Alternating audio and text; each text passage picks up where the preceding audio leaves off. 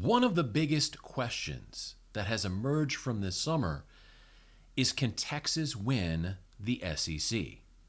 Most college football pundits, even those who don't like the University of Texas, will grudgingly admit that they have a supremely talented football team. They have a very deep roster, and that they are essentially built to compete in the SEC. So the question becomes, can Texas do it? Can they run the table and win the SEC in year one? Well, in order to answer that question, I think it's important to take a look at some historical context.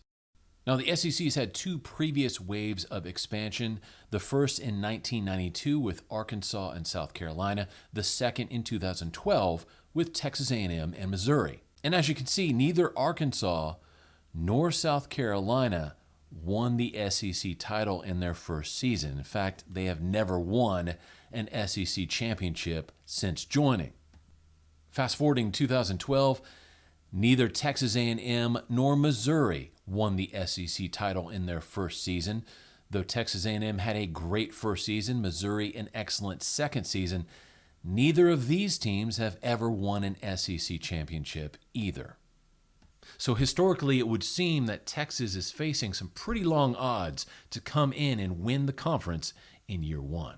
And the optimist in the crowd would say, well, that just means Texas will be the first team to do it. Is there any truth to that statement? Well, let's take a look at this year's schedule for the University of Texas and see what we find.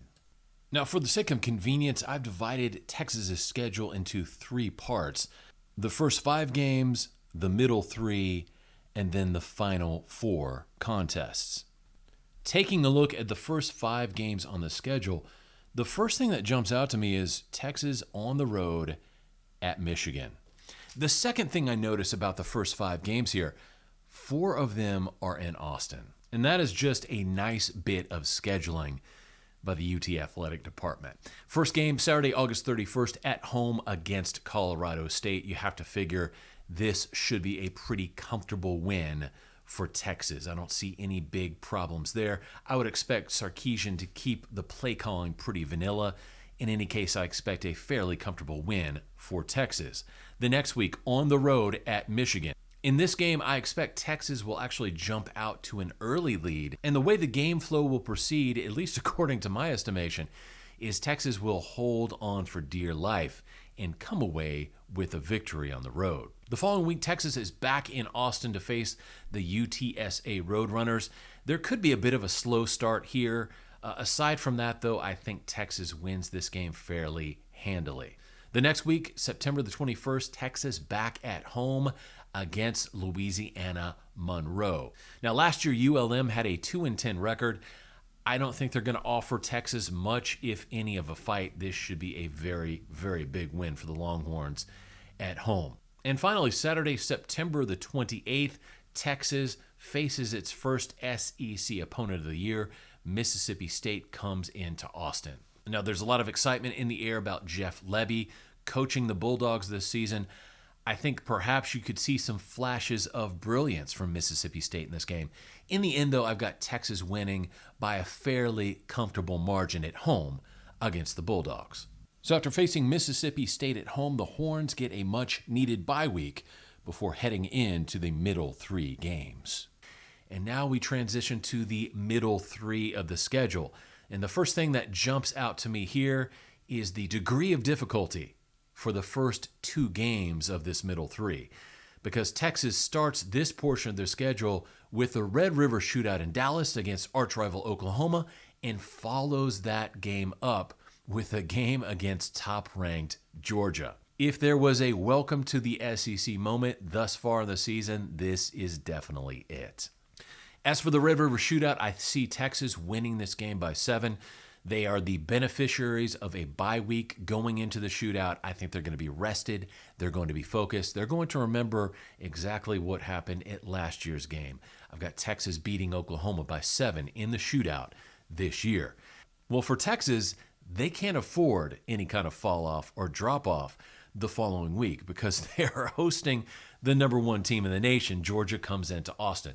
Unfortunately for them, I think that the Longhorns do fall victim to this emotional hangover, this post-shootout emotional drag. This is where I think Texas stumbles in the season. I think they drop one at home to Georgia. And to be honest, I think Texas loses this game by at least 10 or 14 points. So the Longhorns take the first loss of the season at this juncture of the schedule, sitting at 6-1.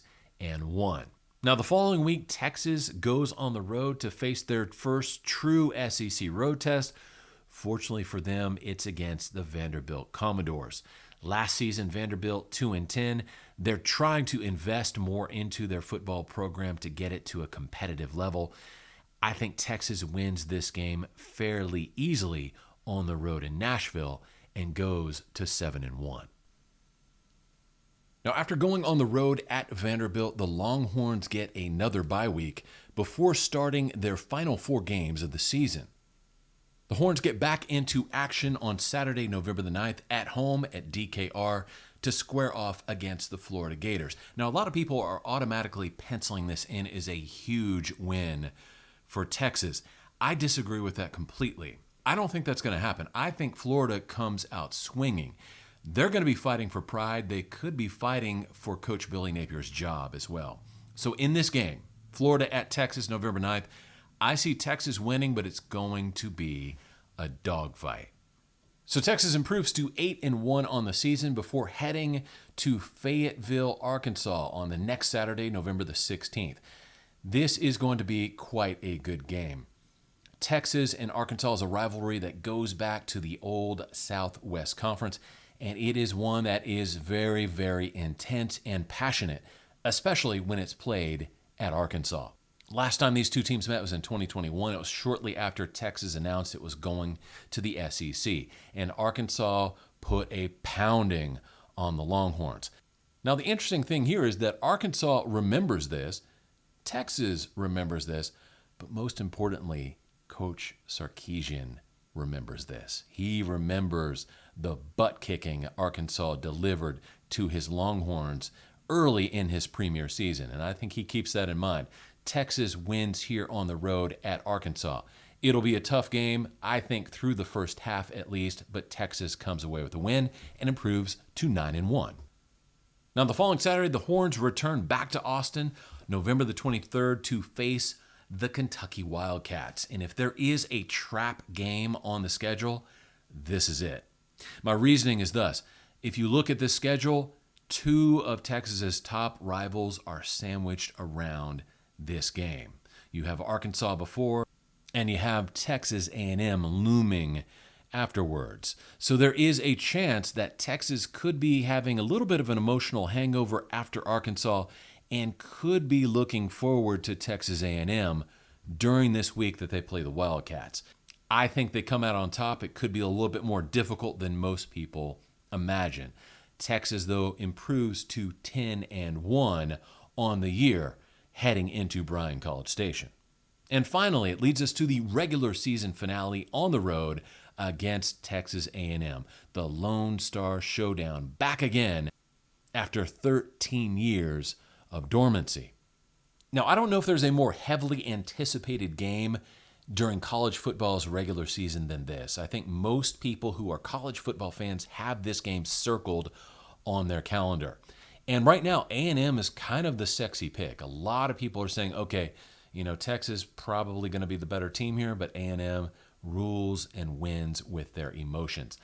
I actually think it's going to be the other way around. I've got the Longhorns coming out on top in this one, winning at Bryan College Station for the first time in 13 years. Now, this will be a crazy environment. It will be as loud and raucous as Kyle Field has ever been. Attendance records will be broken. I'm sure decibel records will be broken, but I still see Texas coming away with the victory. This means Texas will wrap up their season with an 11-1 record. I think that's going to be good enough to get them a spot in the SEC championship game. And in fact, I think they will have a rematch with the University of Georgia in Atlanta for the SEC title.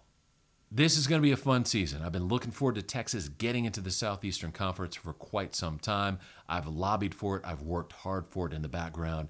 Now the time has come. So having said that, I say God bless you all. Hook 'em horns, and I'll see you soon. Bye.